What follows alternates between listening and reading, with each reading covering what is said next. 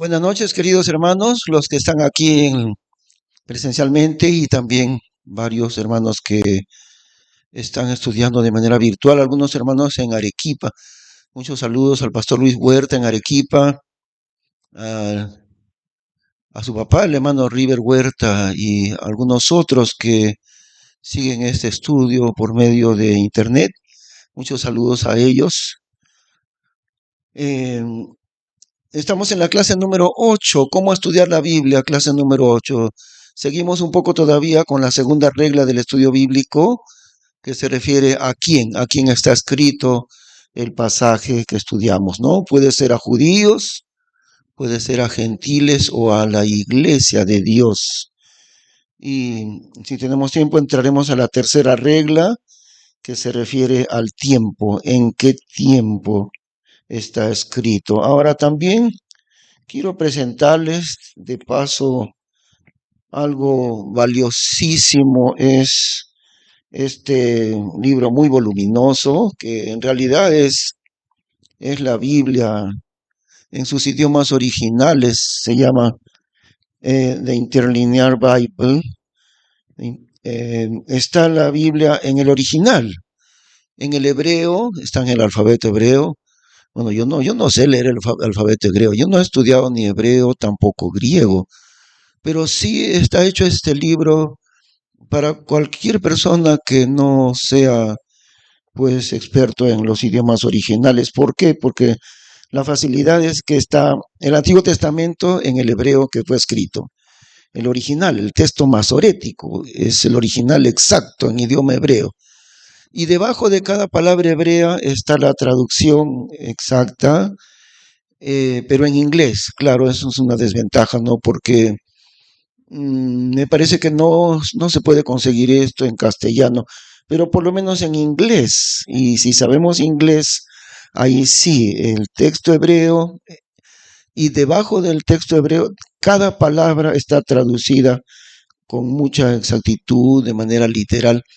Bueno, está tan literal que al traducirla, la gramática del inglés queda a veces medio al revés, pero ese es el propósito exactamente de esta Biblia interlineal. El griego igualmente, del Nuevo Testamento, ¿no? Y en el Nuevo Testamento está siguiendo el Textus Receptus, que es el verdadero. Y cuando hay variantes, en algunos casos, esta Biblia lo señala, cuando hay variantes referidas a otros manuscritos que no sean el Textus Receptus, siempre lo señala. Entonces, eso también es algo muy bueno porque no siempre estas Biblias interlineales siguen el Textus Receptus, muchas veces siguen por ejemplo, hay Biblias interlineales del Nuevo Testamento en griego, pero siguen el texto, el grupo de manuscritos adulterados que son los provenientes de Alejandría. Pero no, acá tenemos el Textus Receptus y hay en los casos en que hay las variantes, pues las variantes que vienen de los textos alejandrinos, ahí lo señala con su significado también. Eh, Gracias a mi hijo que me lo compró en Estados Unidos, me lo mandó. Es muy voluminoso y también, a pesar de que las letras son pequeñitas, bueno, no se ve aquí, ¿no? Pero está el texto en griego y en inglés está el texto también ahí debajo, y en griego y en inglés. Para mí es muy valioso este texto interlineal de la Biblia para investigación. Lo estoy usando mucho, mucho, ¿no? Algunas preguntas que me hacen también. No hay más original que este. Es como si dijéramos un documento eh, legal, que muchos de esos documentos están en registros públicos. ¿Cuál es la última palabra en todo documento aquí en el Perú? La SUNAR, ¿no? Superintendencia Nacional de los Registros Públicos. Ahí se conservan los documentos originales. Y eso es la última palabra. Nadie puede alterar eso. Y aquí también en la Biblia, ¿no? Hebreo y griego, los originales están allí. claro, traducidos al inglés, ¿no? Palabra por palabra. Bueno, seguimos entonces en la segunda regla. Oremos un instante también. Gracias, Padre Santo, por este momento tan gozoso de estudiar tu palabra. Gracias por los hermanos que están siguiendo las clases, tanto presencialmente como varios de ellos de manera virtual. Gracias por los hermanos que estudian en Arequipa y otros más que nos siguen a través del Internet. Señor, este curso es muy, muy valioso. Gracias por los que tienen interés en estudiar. En el nombre del Señor Jesús, así te agradecemos. Amén. Entonces, recordamos nuevamente en total son 15 reglas, ¿no? La primera, el contexto. La segunda regla, ¿a quién? Y al decir a quién está escrito, entonces a tres grupos de personas, ¿no? A judíos, o a gentiles, o a la iglesia de Dios, uno de esos tres grupos. Ahora nos hacen preguntas y son muy, muy bueno es esto de recibir preguntas, ¿ah? Alguien nos ha preguntado, miren, volvamos a Revelación, capítulo 3, allí, capítulo 2. Revelación, o sea, Apocalipsis, capítulo 2. Alguien nos ha hecho esta pregunta. Veamos el texto en Revelación, capítulo 2.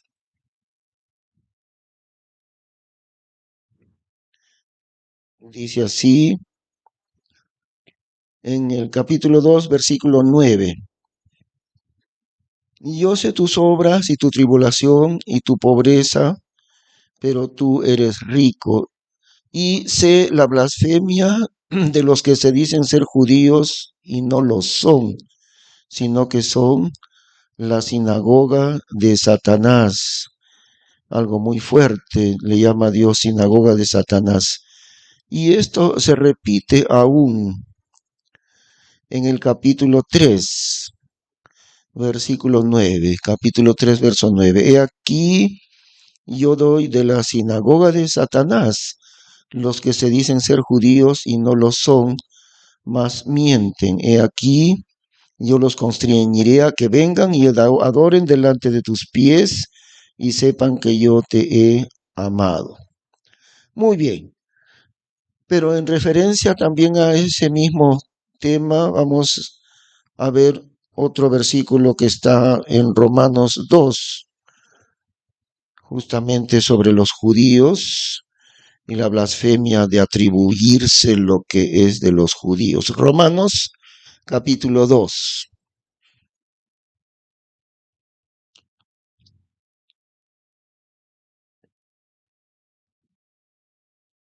Versículo 28. A ver, dice allí, ¿no? Romanos 2, 28. Porque no es judío el que lo es por de fuera, ni es la circuncisión la que es por de fuera en la carne, mas el que lo es por de dentro, judío es. Y la circuncisión es la del corazón, en el espíritu, no en la letra, la alabanza del cual no es de los hombres, sino de Dios.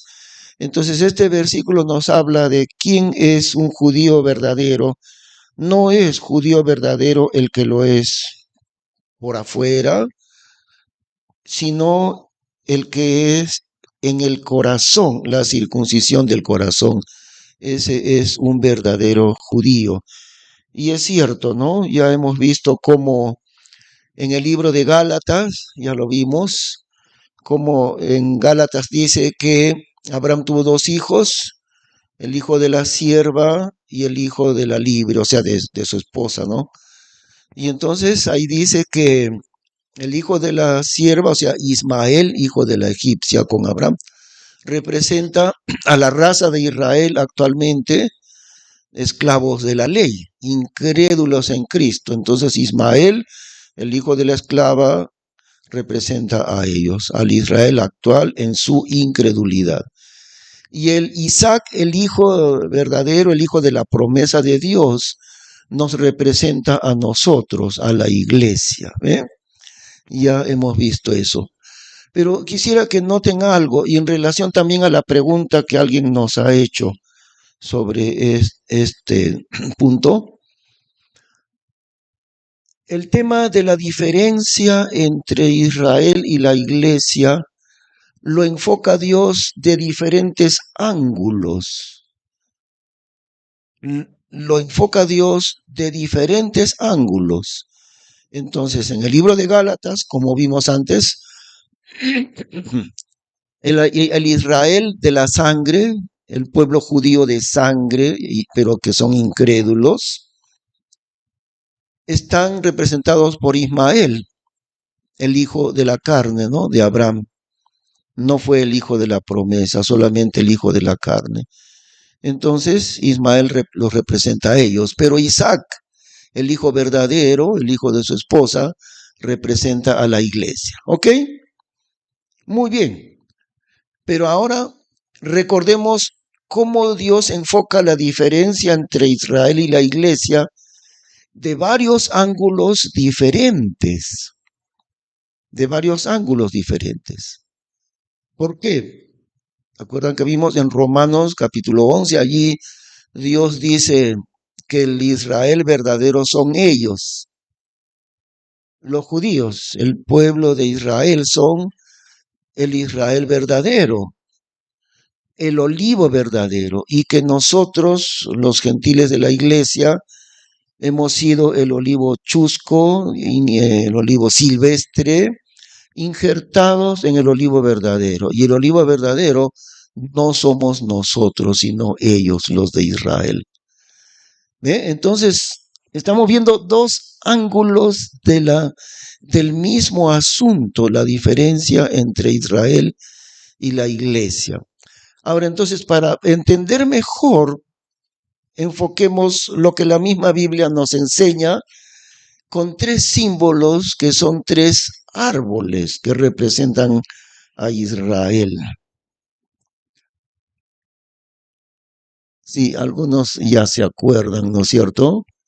Israel en la Biblia está representado por tres árboles.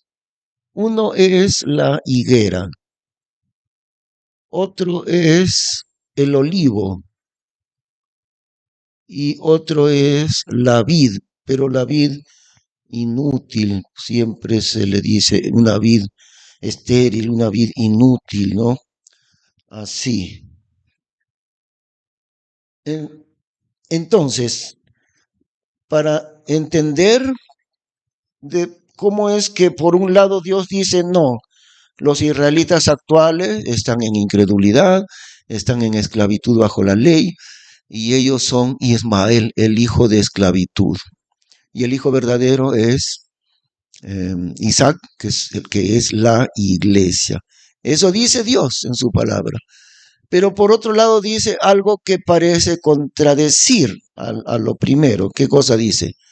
Ah, tú eres el creyente de la iglesia. Cuidado, no te ensoberbezcas contra Israel, porque quiero que sepas algo. Tú te sientes muy santificado, muy escogido de Dios, es cierto, pero un ratito, cuidado, no te ensoberbezcas contra Israel, porque para que sepas, tú no eres el Israel verdadero, sino ellos, ¿no? Si alguien, ellos son el Israel verdadero, no eres tú, no eres tú mismo. Entonces, para entender por qué está hablando de dos maneras que parecen contradictorias, vamos a entenderlo a través de estos símbolos bíblicos también, ¿no?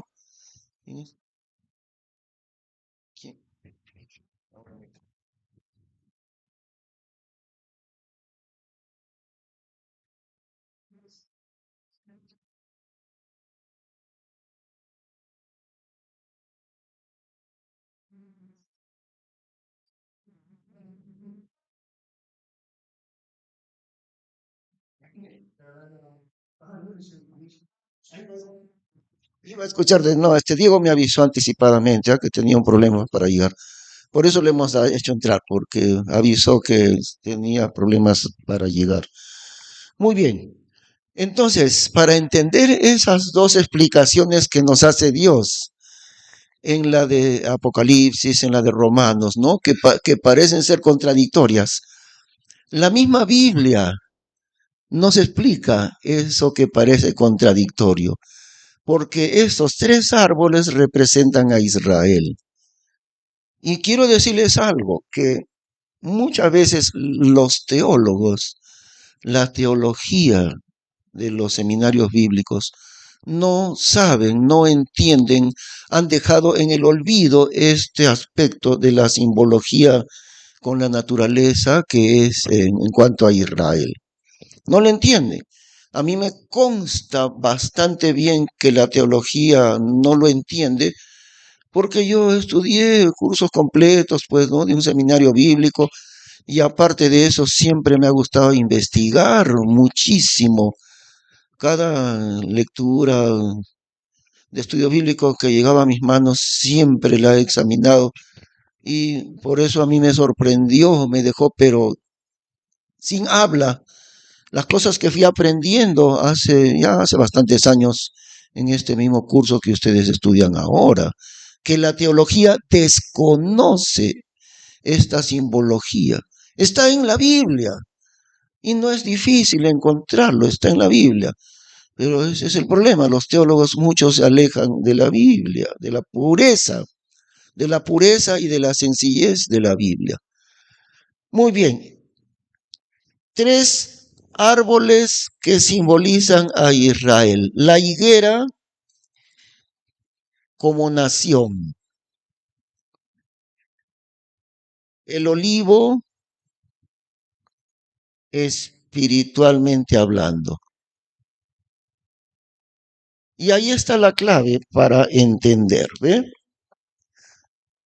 La higuera es Israel como nación. Por eso el Señor Jesús dice, cuando veis que la higuera florece, que ya sus ramas vuelven a brotar, sus brotes, ¿no?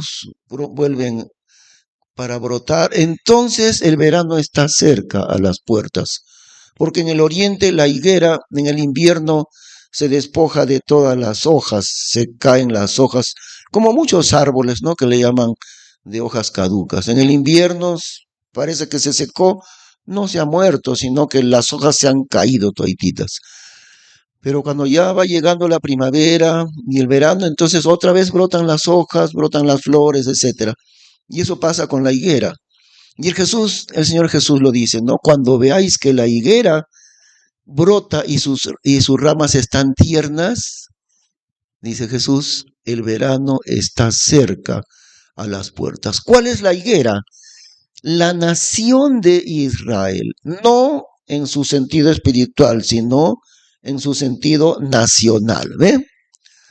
¿Cuándo renació como nación Israel? ¿No se acuerdan, no? No se han olvidado, ¿no? Esa fecha es importantísima. ¿En qué año? Claro, hace 75, 75 años, 76 años casi. 1948, poco después de la Segunda Guerra Mundial, mayo de 1948, allí renació. Después de 20 siglos, después de casi 2000 años, resucitó como país. La higuera floreció nuevamente. Y ese es el reloj de Dios. Por eso sabemos que la venida de Cristo está muy cerca. Con palabras del Señor Jesús, a las puertas. Cuando la higuera florece, ¿sabéis que el verano está cerca? A las puertas. Es como si dijéramos, ¿no? En un partido de fútbol, se acabó los 90 minutos, pero el árbitro tiene 7 minutos de descuento porque, qué sé yo, descuentan unos minutos, la lesión de un jugador, etcétera. Entonces, 90 minutos, pero hay 7 minutos, 7, 8 minutos de descuento y el árbitro sigue los 7 minutos de descuento. Estamos en la historia, hermanos, ahora en los minutos de descuento. Es decir, ya está el Señor a las puertas. ¿Cómo lo sabemos? Porque la higuera floreció. Por eso, miren que cuando la Biblia habla de la higuera, no está hablando del aspecto espiritual de Israel, sino como país, como nación. ¿Ve? Y el olivo en la Biblia representa a Israel espiritualmente. Por eso es que en Romanos dice, hemos sido nosotros injertados en el olivo, ¿no? Pero miren cuidadosamente, no hemos sido injertados en la higuera. No somos la higuera silvestre injertado en la higuera verdadera. ¿Ve? Somos el olivo silvestre injertados en el olivo verdadero, que es Israel. ¿Se dan cuenta? Ahí está, y está en la misma Biblia. Y como les digo, la teología, los teólogos desconocen estos aspectos tan sencillos de la escritura. Y el tercero es la vid, pero la vid señala a Israel en su rebeldía, la vid que no produjo fruto, ¿no? Aquí está la explicación para entender esa aparente contradicción. Porque si en Gálatas dice que Isaac, el hijo verdadero, el hijo de la promesa, es la iglesia, ¿no es cierto? Nosotros. Y Ismael, el hijo de la esclava egipcia, es, pero hijo de Abraham, es el que representa a Israel en su incredulidad. Eso dice la escritura. Muy bien. Pero también dice la escritura que nosotros somos el olivo silvestre y el olivo verdadero. Fíjense, no la higuera verdadera, no, el olivo verdadero, ¿eh? Es decir, espiritualmente hablando, ¿no? Y ahí fuimos injertados en el olivo, nunca en la higuera, ¿ve? Si dijéramos que fuimos injertados en la higuera, entonces preguntaríamos, muy bien, como ya pertenecemos a la higuera, entonces nosotros tenemos nuestra capital Jerusalén. No, sería absurdo. ¿Cuál es la capital de la iglesia? ¿Tú qué piensas, Diego? ¿Cuál es la capital de la iglesia?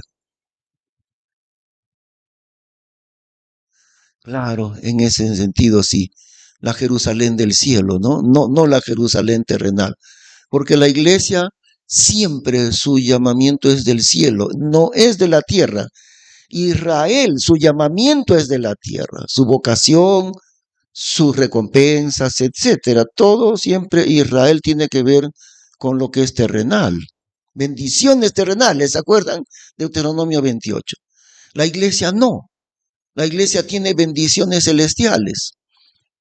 Y si hablamos cuál es la capital de la iglesia, bueno, terrenalmente no cabe esa pregunta, ¿no? Porque la iglesia no es un país en el mundo, no es un país. La iglesia es un reino espiritual invisible. No hay capital como Israel, no es una nación en el mundo, la iglesia. Es un reino de Dios, sí, pero es un reino que pertenece al cielo, no a la tierra, ¿ve? Sí,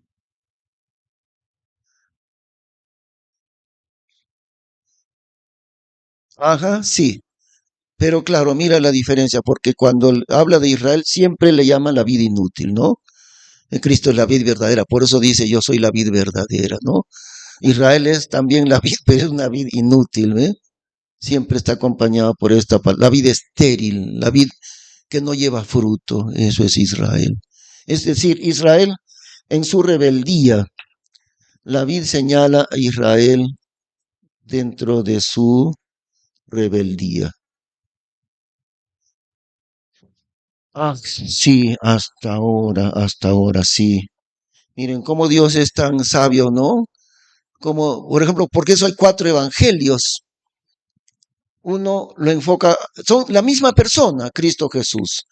El primer evangelio lo enfoca como el rey de los judíos, Mateo. Marcos lo enfoca como el siervo de los hombres y Lucas lo enfoca como el hijo del hombre y Juan lo enfoca como el hijo de Dios. Pero es la misma persona, Cristo Jesús. Aquí también es la misma nación, pero Dios lo enfoca diferente. Fíjense, para no confundirnos, ¿no? No tenemos nada que ver con la higuera, pero sí con el olivo. espiritualmente hablando, ¿no? Eso. Eh, Algo más que quiero explicar. Voy a borrar aquí. Bueno, si no hay nomás. La gran mayoría de los seminarios, a veces, bueno, a veces no digo, sino no a veces digo, en Estados Unidos quise decir. Sí, voy a borrar, necesito escribir algo aquí. Voy a escribir aquí algo que se llama teología del reemplazo. Se llama la teología del reemplazo. ¿Qué significa esto? Significa lo que muchos sostienen actualmente, que Israel perdió por su desobediencia todas las promesas que Dios le había hecho y por lo tanto todas las promesas divinas que eran para Israel. Cuando Israel recibió el Evangelio, que los judíos rechazaron el Evangelio y quedaron en un rincón de incredulidad, ¿no? Durante 2000 años siguen allí, en la oscuridad de su incredulidad. Y entonces el Evangelio, la bendición de Dios fue traspasada a los gentiles, a la iglesia. Eso es cierto. Pero según la teología del reemplazo, entonces, como la iglesia ha recibido las bendiciones que Israel rechazó, la salvación que Israel rechazó, la hemos recibido nosotros, la iglesia de los gentiles, por lo tanto, según ellos, no según la Biblia, por lo tanto, todas las bendiciones preparadas para Israel automáticamente han pasado a ser bendiciones para la iglesia. Israel, perdón, la iglesia ha reemplazado a Israel en todos los sentidos. Eso se llama teología del reemplazo. El pastor Jeff Adams, que es pues de Estados Unidos, él nos dijo lo siguiente, todos los que aprendí yo de Jeff Adams lo tengo aquí apuntado, durante muchos años te lo tengo, esos apuntes, pero él nos dijo esto: 95% de los seminarios bíblicos en Estados Unidos sostienen la teología del reemplazo, diciendo la iglesia ha reemplazado a Israel, es decir, Israel ya está fuera de los planes de Dios. Todas las bendiciones de Dios se han traspasado de Israel por su desobediencia, se han traspasado a la iglesia. ¿Qué dice Dios en cuanto a eso? Apocalipsis 2, Apocalipsis 3. La blasfemia de los que se dicen ser judíos y no lo son, sino sinagoga de Satanás. A ellos se refiere Dios. Dicen ser judíos y no lo son, sino Dios les llama sinagoga de Satanás, porque esto no es cierto. La teología del reemplazo no es cierta en la Biblia. Todas las promesas que le hizo Dios a Israel muchas veces en el Antiguo Testamento, ¿qué van a suceder con esas promesas? Se van a cumplir literalmente, exactamente. Todo lo que Dios le prometió a Israel se cumplirá. La iglesia no es un reemplazo de Israel. Los propósitos de Dios para Israel siguen vigentes y se van a cumplir tan exacto como están escritos en la palabra de Dios. Israel cumplirá los propósitos de Dios, ¿no? La conversión de Israel. Israel se convertirá a Cristo así en su totalidad, diremos así. ¿En qué momento se convertirá? Fernando, ¿recuerdas en qué momento Israel se convertirá a Cristo? Sí, como nación, ¿no?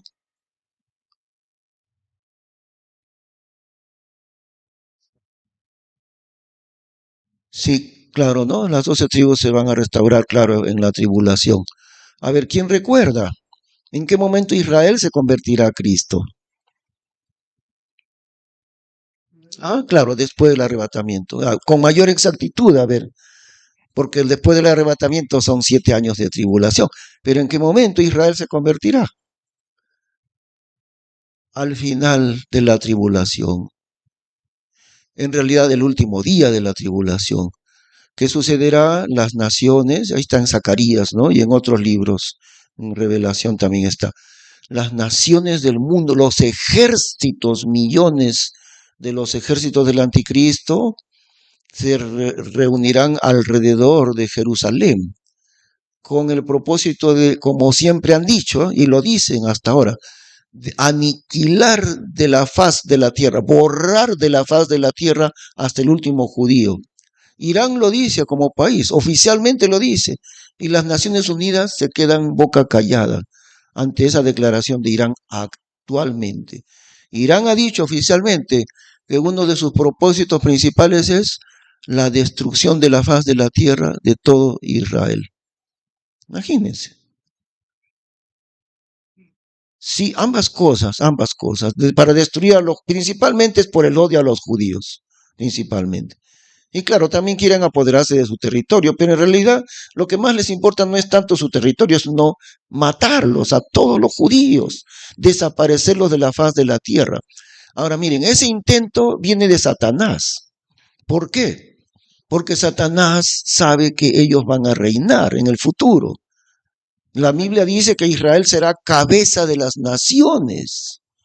Ellos dominarán el mundo entero, los israelitas. Por eso Satanás intenta destruirlos. Esa es la razón, ¿no? Y por eso Irán dice, vamos a borrarlos de la faz de la tierra. Porque detrás está la intención satánica. Claro, claro.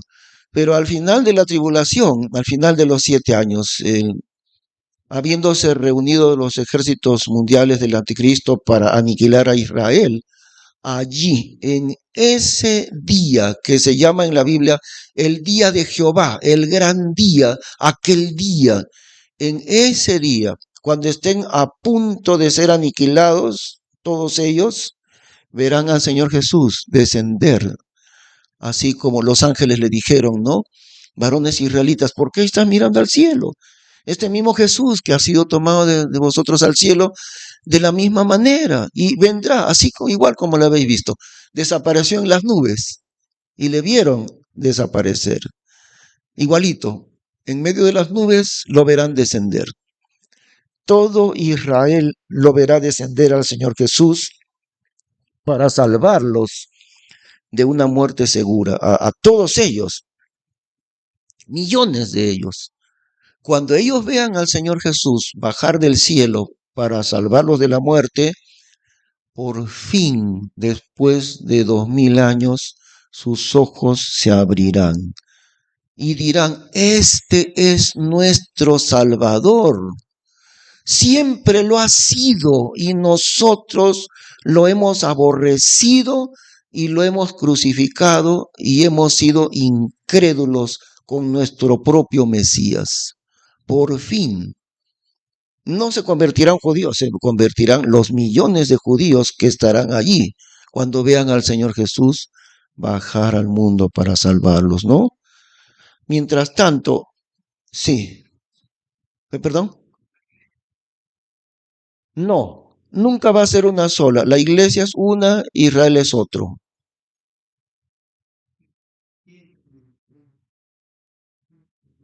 Allá. No, no, hermano, nunca van a ser uno solo Israel con la iglesia. ¿Por qué no? En el sentido de ser salvo, sí. En ese sentido, sí, ¿no? Tanto Israel como la iglesia entraremos al reino eterno de Dios, a la salvación eterna, ¿no? Todo eso sí. Pero no en otros sentidos. ¿Por qué? Porque Israel es la familia del rey, los familiares del rey, y la iglesia es la esposa del rey. Esa diferencia se va a mantener eternamente. ¿Eh? O sea que no porque Israel se convirtió, ahora ellos llegan a ser uno solo con la iglesia. No. ¿Por qué no? Porque la iglesia empezó en el día de Pentecostés, ¿no es cierto? Cuando bajó el Espíritu Santo. El Espíritu Santo bajó al mundo el día de Pentecostés. Y ahí se inauguró la época del Espíritu Santo, ¿no? La iglesia, el Espíritu Santo viniendo a morar en los creyentes, produciendo en los creyentes nuevo nacimiento, lo cual no se produjo en el Antiguo Testamento nunca, nunca, recién con la iglesia. El Espíritu Santo viniendo a morar en cada creyente. Y el cuerpo de cada creyente viene a ser templo de Dios. Eso no se produjo en el Antiguo Testamento. Terminará la época de la iglesia en el rapto, ¿no? Sucederá lo contrario. El Espíritu Santo se irá del mundo, esta vez llevando a todos los creyentes al cielo. Pero junto con los creyentes saldrá del mundo el Espíritu Santo. Entonces la iglesia comenzó en Pentecostés y terminará en el rapto. Y nunca más habrá otro cuerpo de Cristo que se llame la iglesia. Nunca más. Sí, allí termina, ahí terminará. Y la distinción entre la iglesia y los santos del Antiguo Testamento y los santos del futuro, la distinción es la presencia del Espíritu Santo viviendo en cada creyente. El Espíritu Santo ha venido a morar en cada creyente. Eso no se produjo en el Antiguo Testamento. El Espíritu Santo obró, sí. Claro, claro que sí, ¿no? No, Israel es el olivo. Israel es el olivo, ¿no? Tres cosas, la higuera, el olivo y... Bueno, no, exacto, no porque sea el olivo, ¿eh? No, esa no es la razón. ¿Se acuerda que vimos en Lucas, un hombre tenía dos hijos, dice, ¿no?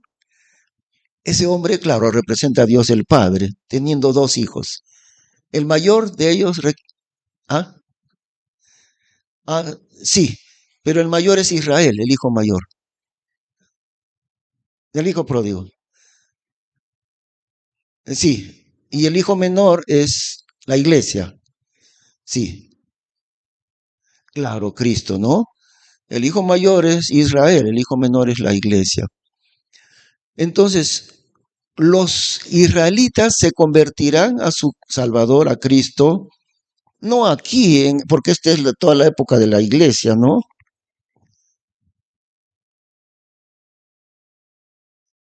Esta es la época de la iglesia.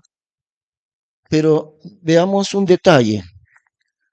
Israel no se convertirá a Cristo en este lapso, sino después. Porque después, ¿qué cosa viene? Viene la tribulación, ¿no? Después del rapto viene los 7 años de tribulación. Y Israel se convierte a Cristo ¿en qué momento? Al final de la tribulación. ¿Eh? Entonces, hermano Luis, fíjese, mire, si una persona judía, cualquier judío, en este momento, si se convierte a Cristo, automáticamente ese judío entra a ser integrante de la iglesia, porque todavía está la iglesia en el mundo, ¿no? Por eso. Cualquier judío que se convierte a Cristo automáticamente pertenece ya a la iglesia, aunque sea judío, automáticamente. Pero una vez que la iglesia sale del mundo en el rapto, ya no. Todo creyente que vendrá, porque vendrán millones de creyentes en la tribulación, gentiles y también judíos. Pero esos creyentes ya no serán parte de la iglesia, ¿eh? Porque la iglesia ya terminó la etapa de la iglesia. ¿Cuándo terminó? En el rapto. Entonces, igual que en el Antiguo Testamento, el Espíritu Santo obraba en las personas. El Espíritu Santo vino sobre Saúl, dice sobre David, vino el Espíritu de Jehová sobre Sansón, etcétera, ¿no? El Espíritu Santo obró indudablemente allí. Pero el Espíritu Santo nunca vino para habitar en la persona creyente. Eso no hubo. Recién hubo la habitación del Espíritu Santo a partir de su venida al mundo el día de Pentecostés. Pero eso terminará cuando el Espíritu Santo se lleve a su iglesia de este mundo.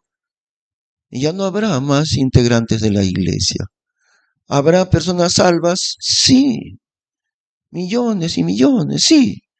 Pero no pertenecerán ellos a la iglesia.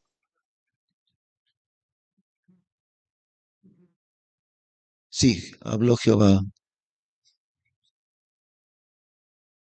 Claro. Bueno, dice el Espíritu Santo vino, ¿no? Sobre Sansón, por ejemplo, dice el Espíritu de Jehová vino sobre Sansón y adquirió una fuerza milagrosa.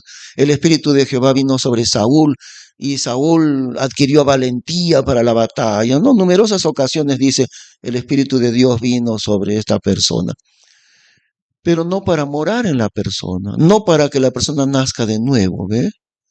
Y esa diferencia es muy marcada en la Biblia. Recién les voy a mostrar un versículo que nos señala eso, ¿ya? Déjenme buscarlo en la concordancia. Sí, sí,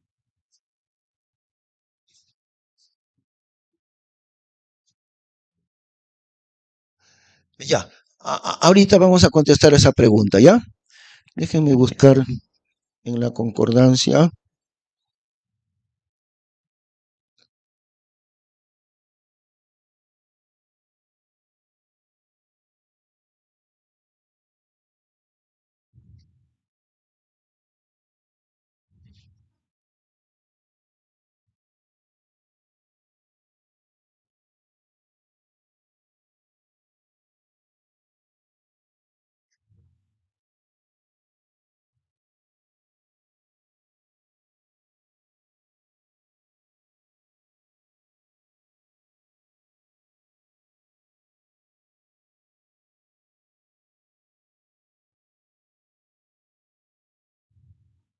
Mateo 11, versículo 11.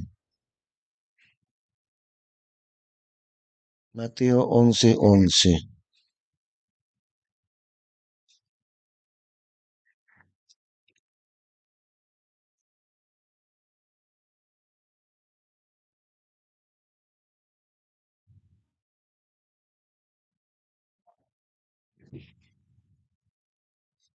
Ay, a ver.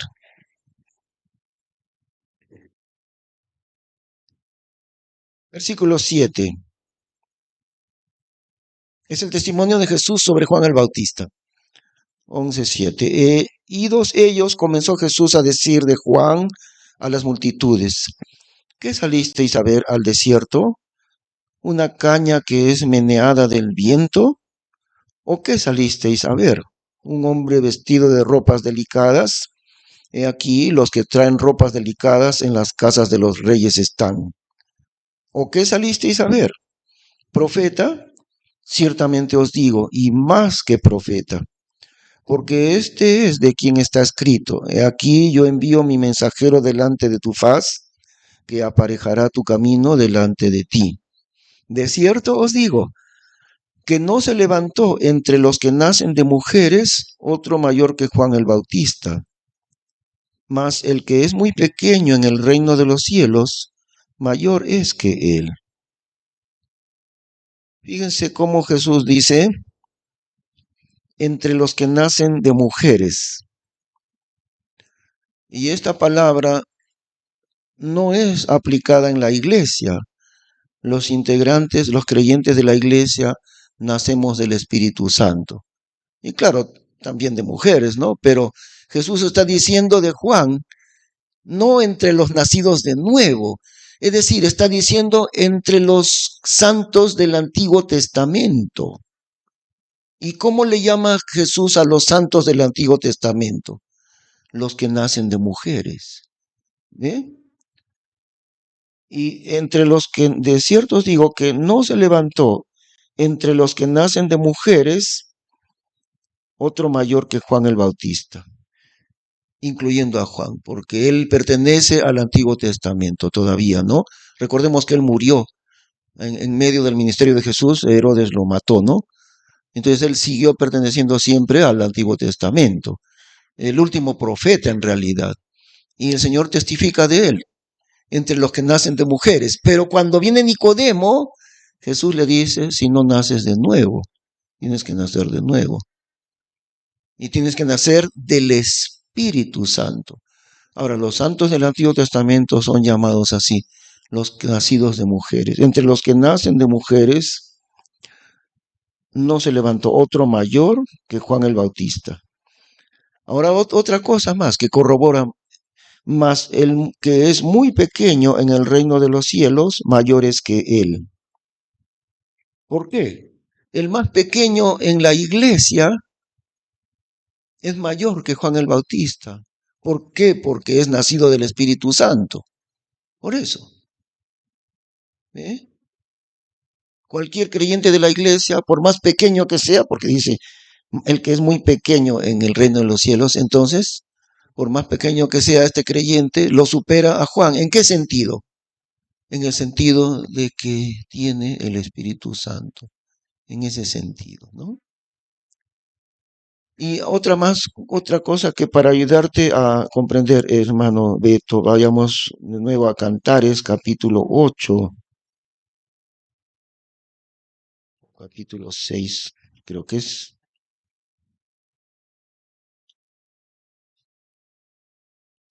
Capítulo 6, Cantares, capítulo 6. No, 6, Cantares 6.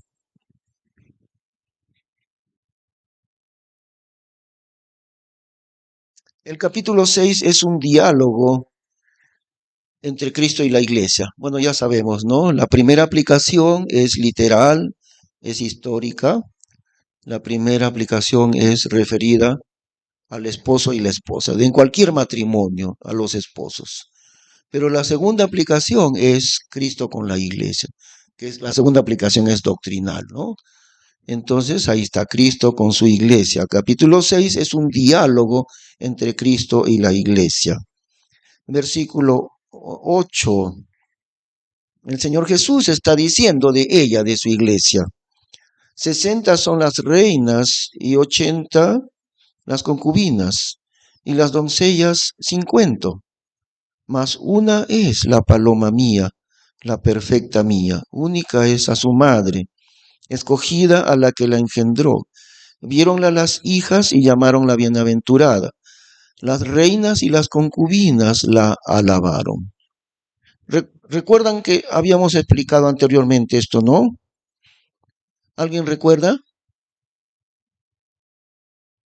¿Nadie se acuerda? Porque ya lo habíamos explicado antes. Bueno, no importa. Entonces otra vez lo explicamos, ¿no?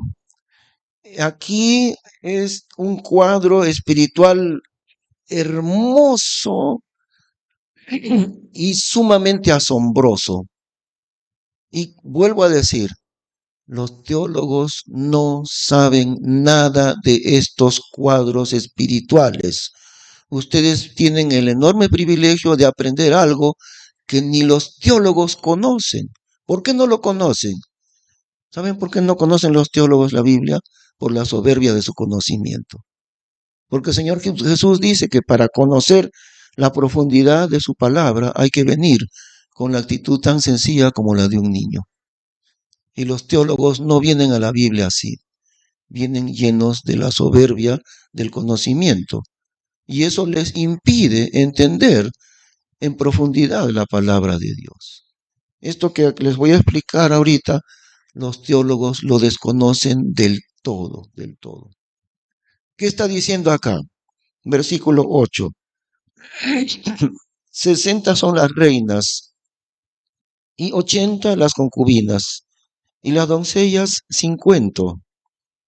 Mas una es la paloma mía, la perfecta mía. Recordemos qué representa la paloma, el Espíritu Santo. Le está llamando a la iglesia, primero que es una sola, más entre 60 reinas, entre 80 concubinas, entre doncellas sin número, innumerables, Entre todas ellas hay una sola que se llama la paloma mía. ¿Por qué le llama Cristo a su iglesia así?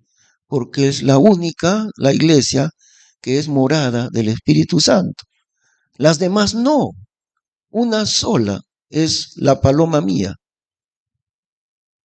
Además le llama la perfecta mía. Única es a su madre, escogida a la que la engendró. Viéronla las hijas y llamáronla bienaventurada. Las reinas y las concubinas la alabaron. ¿Qué está representando esto? Lo que está diciendo es, los santos del Antiguo Testamento fueron innumerables. Los santos de la tribulación serán muchos. Los santos que vendrán en el milenio serán innumerables. Sin cuento, dice, ¿no? O sea, sin número, que no se puede contar, las doncellas sin cuento. Vendrán creyentes nuevos en el reino de Dios, innumerables para contarlos. Pero entre todos estos creyentes de Dios, una sola es la paloma mía, la única en la cual está morando el Espíritu Santo. Y por eso el Señor le llama la paloma mía. No las demás, solamente ella, la iglesia. ¿Eh? Ahora, este es un cuadro de la eternidad. Fíjense bien. Versículo 9, mitad del versículo 9. Viéronla las hijas, o sea, a la iglesia, ¿no? Viéronla las hijas y llamáronla bienaventurada. Las reinas y las concubinas la alabaron. En la eternidad, este es un cuadro de la eternidad. Los santos de Dios del tiempo antiguo y de la tribulación y del milenio y del más adelante, todos estos innumerables creyentes, los santos de Dios, dirán, ¿quién como tú, la iglesia? ¿Quién como tú? Le llamaron, vieronla llamaronla bienaventurada. Es como en un casamiento, ¿no? Bueno, si es una novia pues famosa y de gente rica, digamos, entonces vendrán, qué sé yo, 1000 invitados, ¿no? Y entre 1000 invitados, especialmente las mujeres, tal vez no mucho los hombres, pero todas las mujeres que están invitadas allí dirán, ¿quién como ella, no? Que se casa con este hombre tan famoso, tan importante.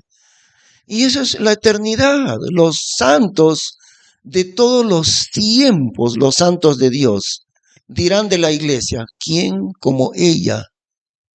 ¿Quién como la iglesia? ¿Quién como ella?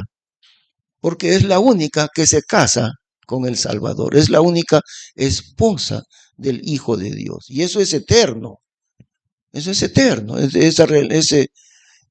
casamiento, ¿no? Ese matrimonio entre Cristo y la iglesia es eterno.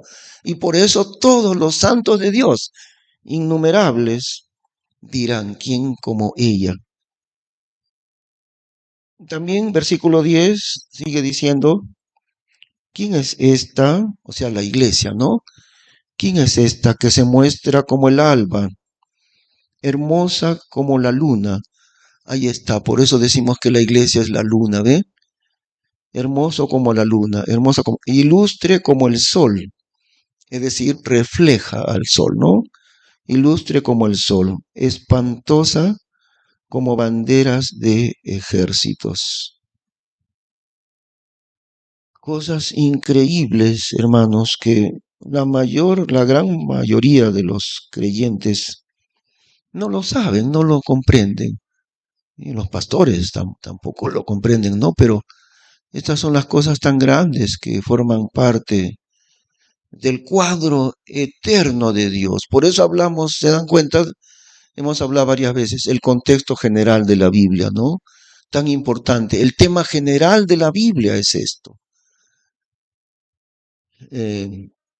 Así que Me estaban preguntando, tú me preguntaste, hermano Beto, ¿no? Sobre, sí, sí, y todo el pueblo de Dios, sí. Pero se mantendrá la distinción entre Israel y la iglesia.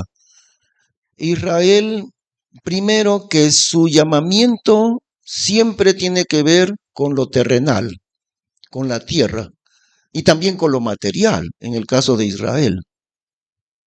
En cambio, la iglesia, su llamamiento es celestial. Sus bendiciones no son terrenales, son celestiales, son eternas las bendiciones de la iglesia. Por lo mismo que es la esposa de Cristo, ¿no? Por eso. ¿Qué riqueza tuvo el Señor Jesús en esta tierra? A propósito, quiso mostrar esa humildad naciendo en medio de los animalitos, ¿no? A propósito. No hubo ni cama, ni cuna hubo para que él naciera. Y eso Dios lo hizo a propósito, para mostrar al hombre que a Dios no le importa a Dios un comino lo que al hombre le importa. ¿Qué es lo que al hombre le importa? Cuánto tienes, cuánto vales. Y Dios dijo, a eso no me importa a mí nada. Por eso Jesús nació. Sí, pues ahí se despojó a sí mismo, ¿no? Eso, hecho semejante a los hombres. Y si el Señor Jesús no tuvo en absoluto riquezas en este mundo, nosotros somos la esposa de Él, la esposa de Cristo. Nuestras riquezas no son de este mundo. Por eso es que es una blasfemia aplicarse Deuteronomio 28 a la iglesia, ¿no? Lo que se llama teología de la prosperidad. Miren, ya hemos visto dos herejías, ¿no?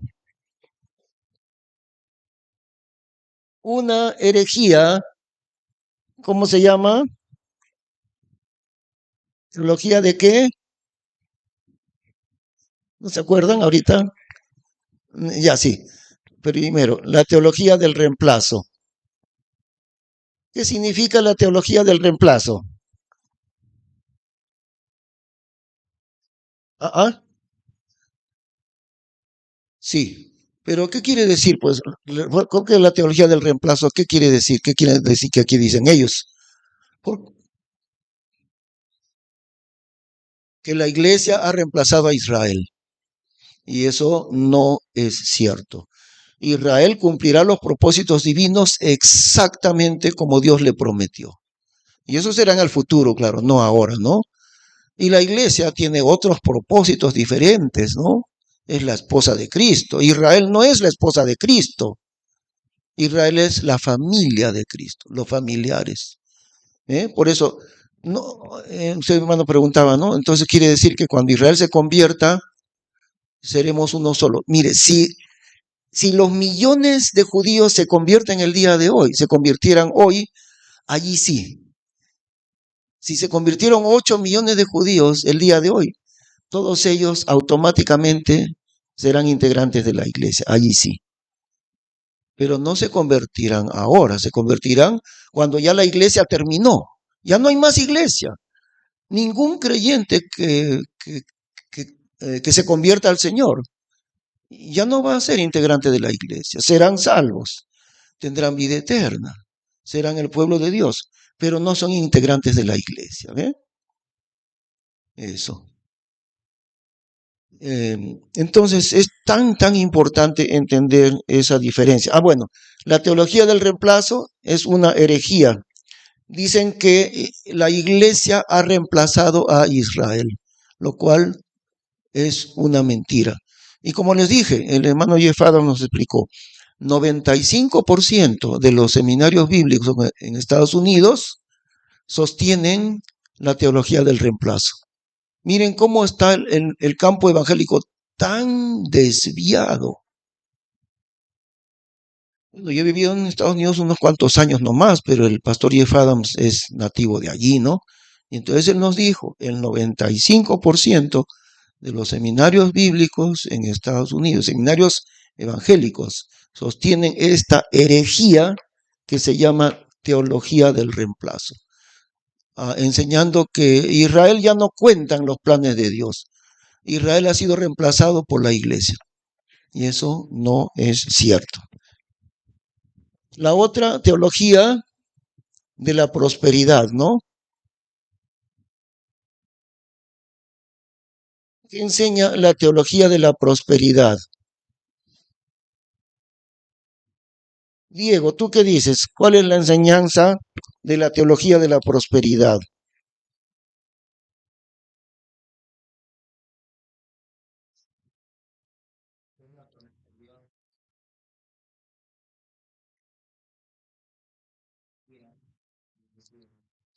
Eso. Y lo aplican para la iglesia, ¿no? O sea, las promesas de Dios para Israel, si ellos obedecían, Deuteronomio 28, si obedecían la ley de Dios, Dios les iba a llenar de muchas riquezas materiales. Sí, sí, por todos lados esto, ¿eh? Aplicándose promesas que son de Israel, terrenales, materiales. Y Dios no nos ha prometido a nosotros de la iglesia esa prosperidad material, pero sí nos ha prometido, no te dejaré ni te desampararé. Eso sí, Efesios, sí, ajá, que nos llenó de bendiciones espirituales. Esas son.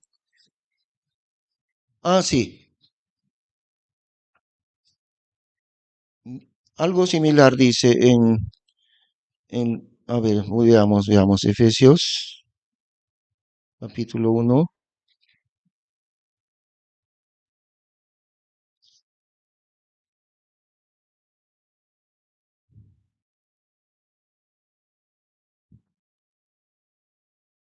Efesios 1,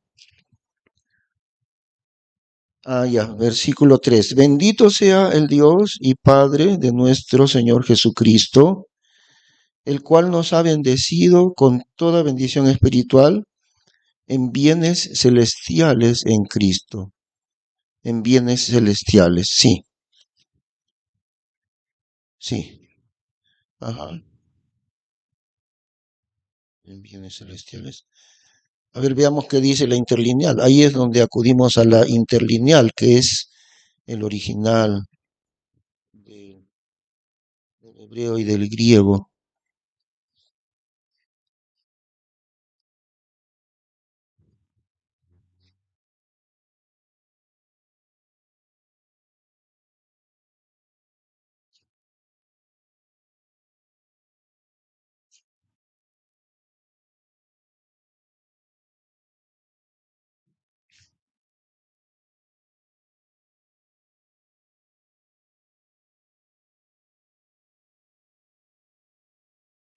Voy a traer mis lentes porque la letra es pequeñísima.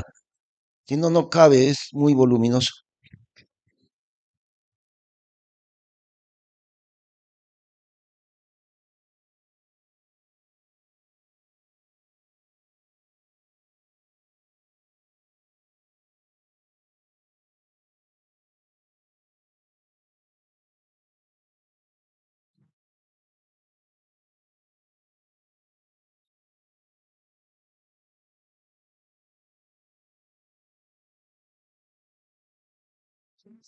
Efesios 1:3.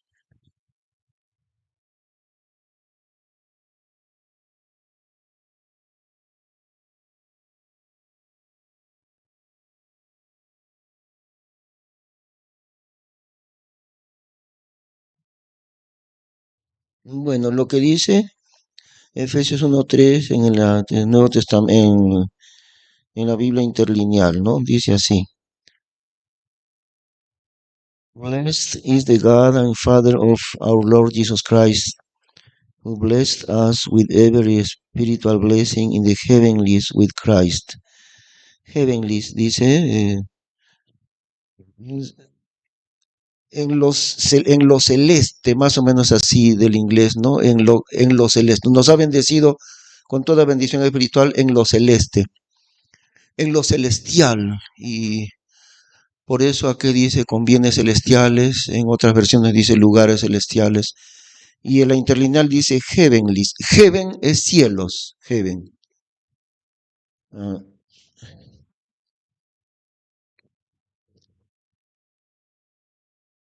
pues heaven es cielo y la palabra del griego es, claro, traducida al inglés, ¿no? La palabra del griego traducida al inglés es heavenly, heavenly, es literalmente, se podría decir, el cielo y lo que es del cielo, algo así. Heaven, cielo, heavenly es lo que pertenece al cielo, lo celeste, más o menos así. Por eso lo traducen con cierto matiz de diferencia en uno y en otro. Pero a mí me consta, todos estos días he estado investigando desde que mi hijo me envió la Biblia interlineal, aunque el tiempo siempre me es muy escaso, pero cada vez que tengo tiempo investigo diferentes versículos, los he comparado. Incluso la pregunta que usted me hizo, hermano, también la encontré. Y efectivamente, como usted encontró que dice que la tomó por esposa, aquí también dice que la tomé, dice, la tomé. No dice que se acostó con ella, dice la tomé, exacto como está en la 1865, la tomé. ¿Eh? Luego lo voy a mostrar. Ahora, como le digo, sí, claro, en bienes. Así, sí. Hermano, fíjese su Biblia, por favor, Efesios. Ah, ya. Mire, los que han traducido las versiones como la de 1865, incluso igual fue en la de 1569, fíjese. Ellos respetaban tanto la fidelidad en la traducción, respetaban tanto eso que cuando para aclarar el significado del hebreo, aclararlo en castellano, cuando tenían que usar una palabra adicional, la ponían en cursiva. Entonces, Efesios 1:3 dice lo siguiente: nos ha bendecido, nos ha bendecido. con- sí, pero estamos basándonos en la de 1865. Con toda bendición espiritual, ¿qué más? No, en bienes celestiales en Cristo. Ahora, la Biblia 1865 está indicando expresamente que ha añadido una palabra adicional, la palabra bienes, para aclarar en la traducción al castellano con un mejor significado lo que está en el hebreo. En bienes celestiales, en Cristo dice, ¿no? ¿Ah? En Cristo, ya. Fíjese, hermano Luis, esto nunca volvieron a hacerlo en las versiones posteriores. Ha sido tanto el respeto por el original del griego que cuando una sola palabra en el griego hay que expresarla en el castellano con dos palabras, ellos indican con letra cursiva, esta es letra de imprenta, esta es letra cursiva. En la Biblia 1865 está indicado con letra cursiva que la palabra bienes ha sido necesaria agregarla adicional para poder entender bien el significado del original en griego. ¿Ve? Tanto ha sido el respeto que tienen ellos, que tenían ellos, por las palabras del original en griego, indicando que ha sido añadida la palabra bienes. No está en el griego, pero para traducirlo y que se pueda entender bien es necesario añadir la palabra bienes. Y lo indican, esta es una palabra adicional en el castellano, lo indican poniéndolo en cursiva. Ahí está en sus Biblias. Fíjense, fíjense, fíjense. Las demás están en letra de imprenta. La palabra bienes está en letra cursiva. Ahí podemos ver la enorme reverencia que tenían en ese tiempo los traductores de la Biblia, indicándolo. Hemos traducido heavenlies, que hemos visto, heavenlies, heaven es cielo, heavenlies es las cosas celestiales, indicando que han añadido en el castellano esta palabra para poder entenderlo bien. ¿Eh? Ahí se puede distinguir la enorme fidelidad que tiene la Biblia 1865. Bueno, hagamos un pequeño descanso, ¿no? Unos 3 minutitos descansamos, ¿ok?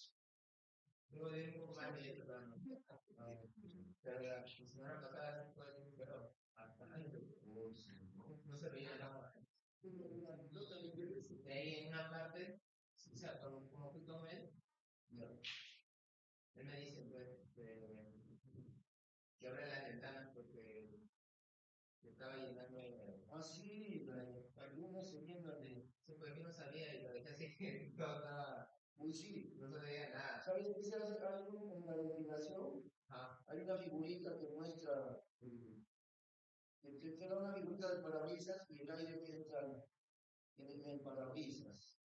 Una de las opciones del aire acondicionado es ventilar al parabrisas.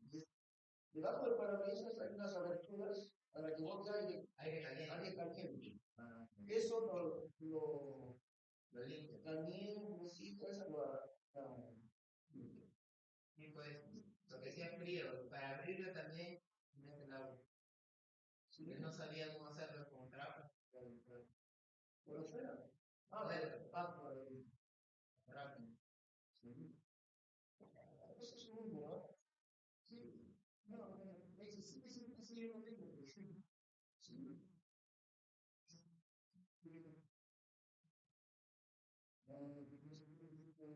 Ahí lo ves.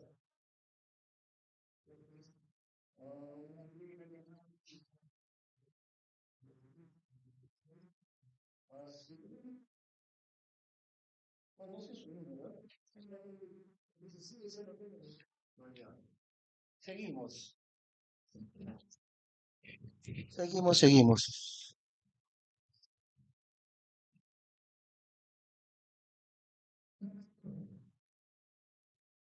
Ya una de las preguntas que me estaba haciendo ahorita, Diego me hizo esta pregunta, ¿cuál es la diferencia entre judío e israelita? Bueno, hay tres palabras que designan, ¿no? Uno es Israel o israelita, digamos, a las personas, ¿no? Israelitas, hebreos, también judíos.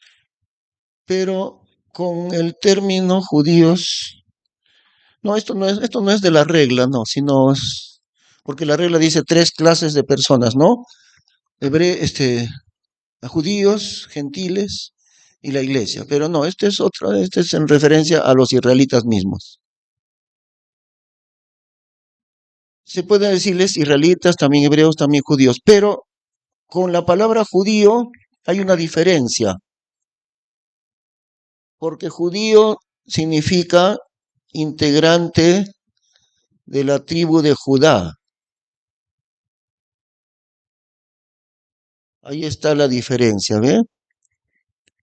Judío quiere decir integrante de la tribu de Judá. Y entonces, ¿por qué se le llama judíos el día de hoy? Porque desde el año 606 antes de Cristo, las 10 tribus restantes fueron, bueno, antes del año 721 antes de Cristo, las 10 tribus restantes desaparecieron, fueron deportados por la mano de Dios, ¿no? Fueron deportados hacia Asiria. Los asirios conquistaron el reino del norte, o sea, las 10 tribus, y la tribu de Judá quedó únicamente. También la tribu de Benjamín, pero la tribu de Benjamín era muy pequeñita, entonces prácticamente como que se absorbió Benjamín dentro de Judá. Al final, desde aquellos siglos, miren, desde el siglo séptimo antes de Cristo hasta el día de hoy, cuando nosotros hablamos de Israel, ya no hablamos de las 12 tribus, sino de una sola tribu, la tribu de Judá. Por eso es que ahora decimos judío, porque es la única tribu que ha quedado. Las otras 10 y 11 tribus ya no están, ¿no? Han desaparecido. En realidad eso fue producto también de su desobediencia, ¿eh? Sí, sí.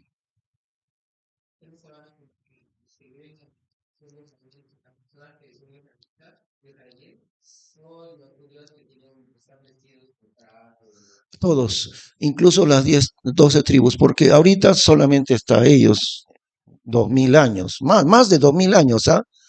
Desde la deportación del reino del norte, las 10 tribus, desde ahí, la única que ha quedado en el propósito de Dios es Judá.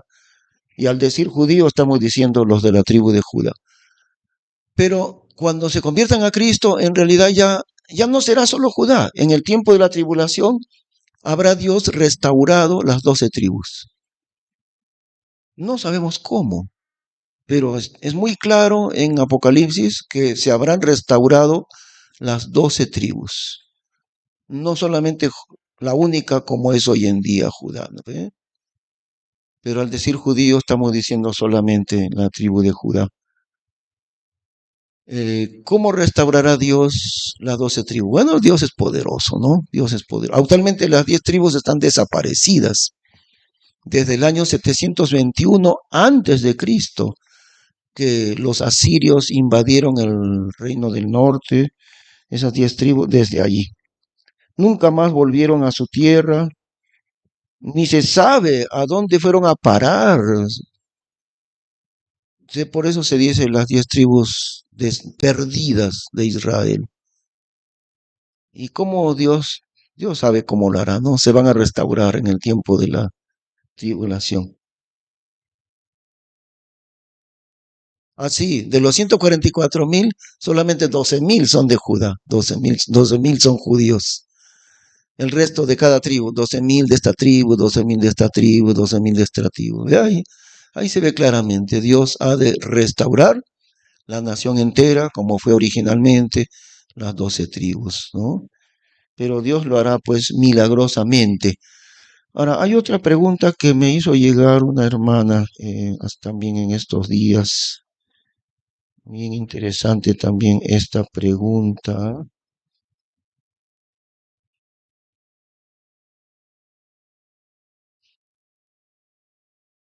Una de las preguntas de la hermana sobre las 10 vírgenes que habla en Mateo. ¿Se acuerdan que vimos la parábola de Mateo capítulo 25, ¿no? Parábola de las 10 vírgenes. La pregunta de ella es esto. ¿Se refiere a 10 tribus de Israel y no a las 12? Y quiere decir que solo 5 tribus entrarán a las bodas del Cordero. No, estas 10 vírgenes no tienen nada que hacer con que sean 10 tribus o 12 tribus, ¿no? No tienen ninguna relación con el número de las tribus, sino lo que está diciendo, no está distinguiendo entre tribus, lo que está distinguiendo es entre judíos creyentes en Cristo, una parte, y judíos incrédulos en Cristo, otra parte, ¿ve? Esa es la pregunta de la hermana. Entonces, al decir las 10 vírgenes, eso no tiene ninguna relación con el número de las tribus, sino que 5 son insensatas y 5 son prudentes, ¿no? Las prudentes son las que han creído en Cristo, las tienen aceite, tienen el Espíritu Santo. Y las 5 insensatas son los israelitas incrédulos en Cristo, nada más. Eso, una parte de la pregunta de la hermana. Otra parte de la pregunta. En cuanto a la seguridad de salvación, dice, pues, si es que existen creyentes falsos. Voy a leer la pregunta exactamente. Pastor, las preguntas serían, ¿existen creyentes falsos? O sea que no todos los que aceptaron a Jesús como su Salvador, porque quizá lo hicieron por emoción, sin comprender el Evangelio, y por eso puede estar un año, digamos, en la iglesia, pero vive practicando algún pecado, varios pecados. Podríamos decir que es creyente. Ahora, tenemos que recordar algo muy claramente. La condición de ser hijo de Dios. Primeramente que no puede haber un punto medio, ¿no? No existe un punto medio. Esto es como decir un vivo y un muerto. ¿Cuál es la mitad entre un vivo y un muerto? Bueno, no puede haber medio muerto, porque si está muerto, ya está muerto, se acabó. No puede haber alguien que esté medio muerto, ¿no? Y si está vivo, punto. Entonces, no puede haber uno que sea casi un hijo de Dios o un hijo de Dios a medias. Eso simplemente no existe. O es de Dios o pertenece a Dios como hijo de Dios o simplemente no pertenece a Dios. Nunca fue salvo, ¿no? Entonces, Existen, sí, creyentes falsos. ¿En qué sentido? Personas que han recibido la palabra de Dios, les agrada mucho escuchar la palabra de Dios, les agrada el tipo de vida de los cristianos y muy posiblemente se han vuelto cristianos, pero no han nacido de nuevo. Han comenzado a vivir como viven los cristianos, incluso pueden haberse bautizado también, claro, pero nunca han nacido de nuevo. Ese es el caso, un caso real que mencioné este último domingo. Miren, el pastor Jorge Pozo, y él me lo ha contado. Él es el pastor de los sordomudos que tienen el culto acá los días jueves. Él me explicó que cuando él escuchó el Evangelio la primera vez, alguien le habló, o creo que era otra persona sorda que le testificó de Cristo, y él más se sentía aterrorizado por la condenación. Entonces, movido por ese temor de ir al infierno, él donde buscó la palabra de Dios. Y como le agradó mucho escuchar la Biblia y todo, entonces ya se volvió cristiano, llamémosle así, se volvió cristiano. Pero no había nacido de nuevo. Y él me dijo, no me acuerdo exacto cuánto tiempo, creo que fue más de un año o 2 años, algo así. Me dijo, durante todo ese tiempo yo era cristiano, pero yo no era salvo. Él mismo me lo ha dicho. ¿Por qué? Vivía ya como cristiano, todo, pero después de 2 años yo recién entendí qué significaba ser salvo. Recién entendí que al poner mi fe en Cristo es la única forma de ser salvo. Y anteriormente, bueno, yo pensaba, hay que ser bueno, hay que ser cristiano, hay que dejar las cosas malas y eso es ser un cristiano. Miren su concepto de cristiano, equivocado. Hay que ser bueno, hay que portarse como cristiano, hay que dejar las cosas malas, hay que dejar el pecado. Eso es ser un cristiano. Pero ¿qué dice la Biblia? ¿Quién es un cristiano? ¿Quién es un cristiano, Fernando? El que cree en Cristo es un cristiano. No hay más, no hay más. El que cree en Cristo es un cristiano. No el que se porta bien, no el que se bautiza, no el que deja el pecado, simplemente el que cree en Cristo es un cristiano. Ahora, dejar el pecado es un resultado natural de haber creído en Cristo. Y la persona que creyó en Cristo, si su fe es verdadera, eso le va a llevar a dejar el pecado. Eso le va a llevar a bautizarse. Eso le va a llevar a congregarse con sus hermanos en Cristo. Pero ¿de dónde está? ¿De dónde proviene la condición de ser hijo de Dios? De su fe en Cristo. Punto. No hay más. Cristiano es el que ha creído en Cristo. No el que guarda los mandamientos o el que trata de llevar una vida cristiana. Eso no es un cristiano. Y de ahí provienen muchos errores, ¿no? En el caso del pastor Jorge Pozo, él después de 2 años o algo así, él recién entendió, dice que un día estaba escuchando la explicación de un predicador, recién se iluminó su entendimiento. O sea que cuando yo creo en Cristo, solamente por creer en Cristo soy salvo. Recién lo entendió. No es el único caso, hay diferentes casos así. Bien, entonces, hasta, ¿qué pasaba con él durante esos 2 años anteriores? Era cristiano, pero no era salvo. Era religioso, pero no era salvo. Recién cuando entendió y creyó en Cristo fue salvo. Entonces, la pregunta que hace la hermana es esto, ¿no? ¿Existe un creyente falso? Sí, pueden existir muchos. Tal vez la palabra exacta no sea falso, sino, ¿qué diremos? No, o sea, que no, digo, no es intencional. El pastor Jorge Pozo no hizo eso intencionalmente.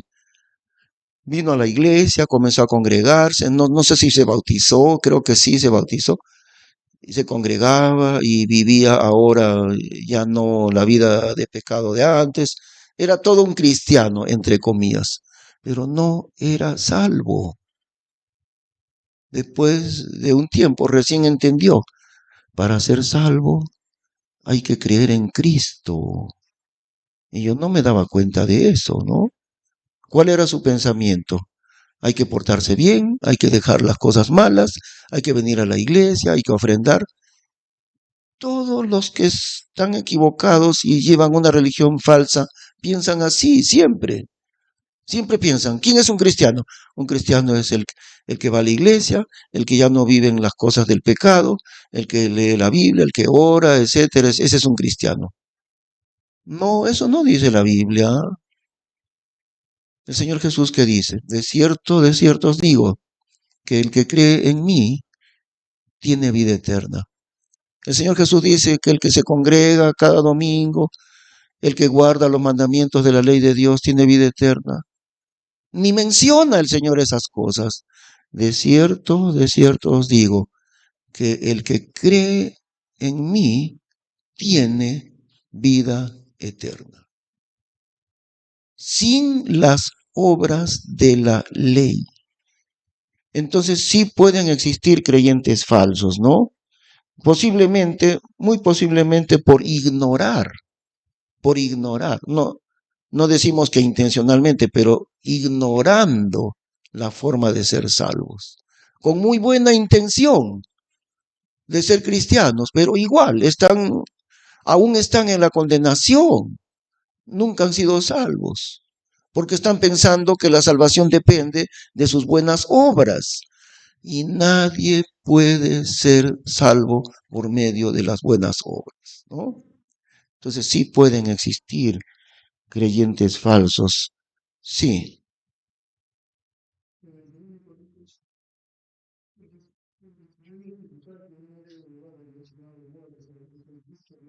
sí, sí,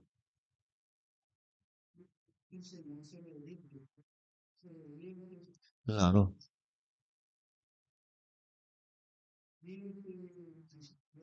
Sí, pero veamos la diferencia aquí, lo voy a dibujar para entender más fácil, ¿ve? Llamémosle las buenas obras, ¿no?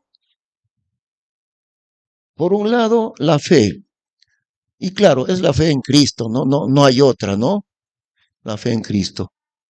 Y por el otro lado, las buenas obras. Esa distinción. Entonces, ¿cuál es la relación entre las dos? Todas las personas que no han entendido el Evangelio siempre están pensando que las buenas obras le van a llevar a la salvación. Siempre, invariablemente piensan eso. Para ser salvo yo tengo que ser bueno, yo tengo que guardar la ley de Dios, yo tengo que dejar el pecado. Entonces, como resultado de que yo soy bueno, Dios me da la salvación.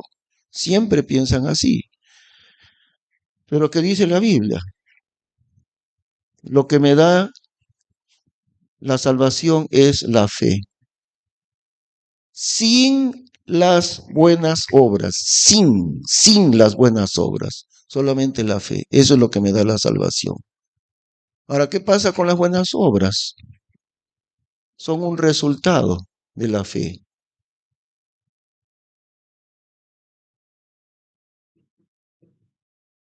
Simplemente son un resultado. Además, son un resultado natural también. Son un resultado natural de la fe. El domingo les conté un ejemplo bien ilustrativo, fíjense, ¿no? El pastor Douglas Cray fundó esta iglesia, ¿no? Él era carpintero, entonces un día, una noche, se convirtió al Señor. Al día siguiente, trabajando, como siempre, se chancó un dedo con el martillo. ¡Pah! Y él estaba acostumbrado, cada vez que se chancaba, lanzaba lisura y media.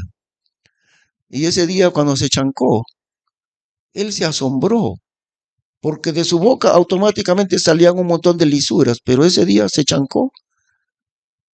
Y eso no fue voluntarios, fue inconsciente, se chancó. Y él calladito, ninguna lisura salió de su boca.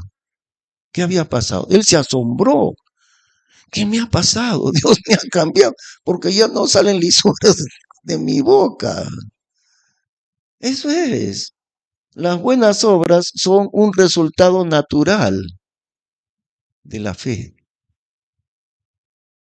Pero en la vida cristiana, todo, como dice también la Biblia, todo es de fe de fe en fe, dice la Biblia, ¿no? De fe en fe.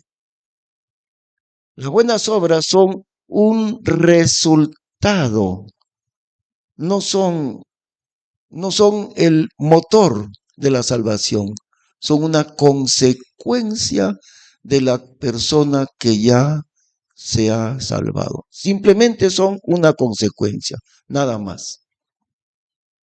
Las buenas obras no producen salvación. Ah, sí, en 2 Corintios 5:21, ¿no? Si alguno está en Cristo, nueva criatura es. Las cosas viejas pasaron, y aquí todas son hechas nuevas. Pero aún eso, se da cuenta, todas las cosas son hechas nuevas en esa persona. Pero, ¿por qué son hechas nuevas todas las cosas en él? Por la fe, por la fe. No es que las buenas obras le cambian, ¿ve? No es la fe en Cristo, es Cristo mismo, ¿no? Porque al confiar en Cristo, entonces llegamos a ser parte de Cristo mismo. Es la fe en Cristo la que le ha cambiado. Y entonces todas las cosas son hechas nuevas en esa persona. No es al revés, no es que sus buenas obras le han transformado, ¿ve? No, es la fe la que le ha transformado. Y esa es la gran diferencia. Sí. ¿Quién de ellos? Ah, sí, verdad, sí.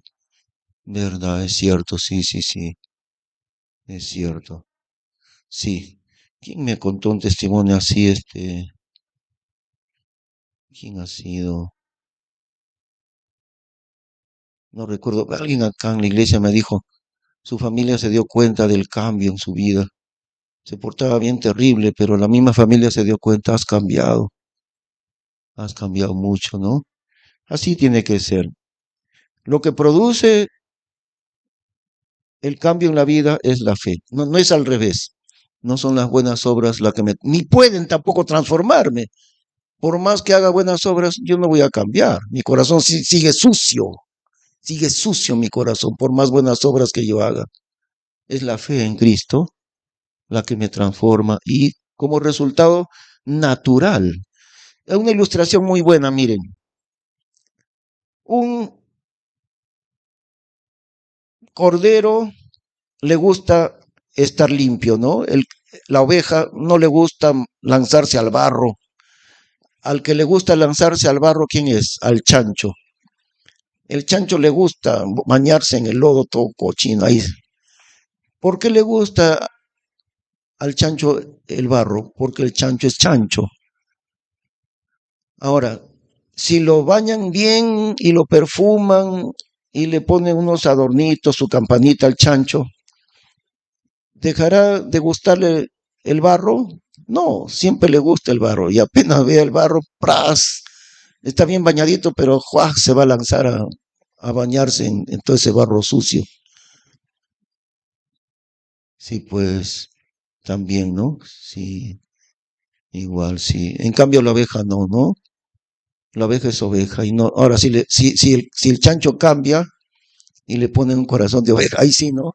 Ya no le va a gustar. ¿Por qué? Porque ya no es chancho, dejó de ser chancho. Entonces así es, ¿no? Las buenas obras no le van a transformar en nada.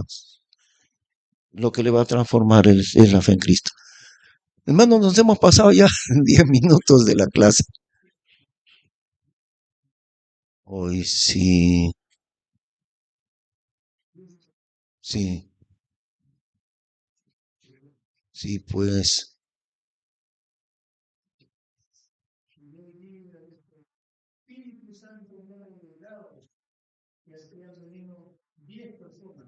Ah,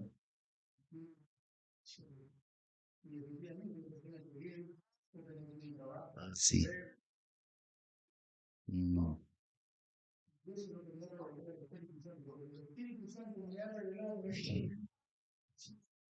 Guau.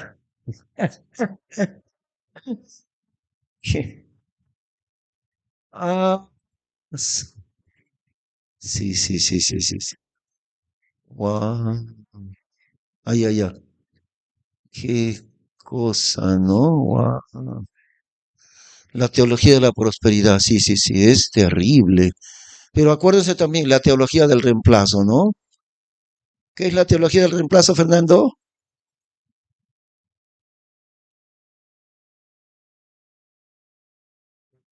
Eso, que la iglesia ha reemplazado a Israel, ¿no?